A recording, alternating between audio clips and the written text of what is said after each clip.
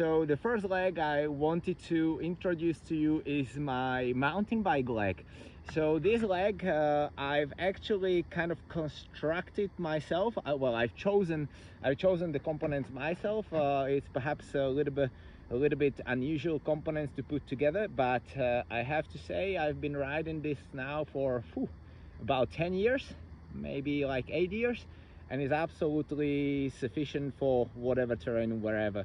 So so the first thing I've chosen was actually shock absorber, because obviously going over hard terrain, rocks, trees and everything, I thought, well, better to have some protection for the leg, or for whatever is the left of it, and it actually really works fine. Then I've chosen an angled adapter that allows me to actually sprint a little bit better, to stand a little bit better on the pedals when I'm going down. So basically it mimics a little bit the ankle. As you can see, it's a little bit like a pre-bend. Again, this was chosen to get a little bit more control and to get a little bit more angle on the foot. Then I have chosen to actually play around with a carbon sole from a mountain bike shoe, so that I don't have to use a mountain bike shoe, because I thought that the mountain bike shoe actually it's a fabric, then you've got the rubber sole of the foot, then you've got the carbon, and all these elements together are not really fixed. They move, and even they move like a little bit.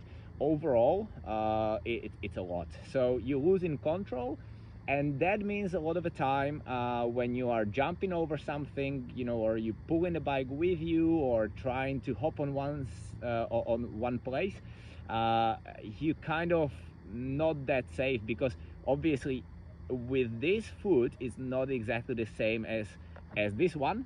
You cannot control the ankle, and therefore you cannot really clip it off easy. However, if you don't clip it in, I found out that you don't really know where it's positioned on the pedal, so therefore it can slip, and well, you can imagine going down the various terrain, you can have a nasty fall. So this way, actually, pure carbon, titanium, or other components, other materials, it works really well. I feel like there is probably the most control I can have. It can certainly be made a little bit lighter, perhaps take the shock absorber out of the composition, and it can be made for racing, you know, lighter for racing. But this way is really heavy duty, and it just works fine for about, well, I'd say maybe like 5 years for sure.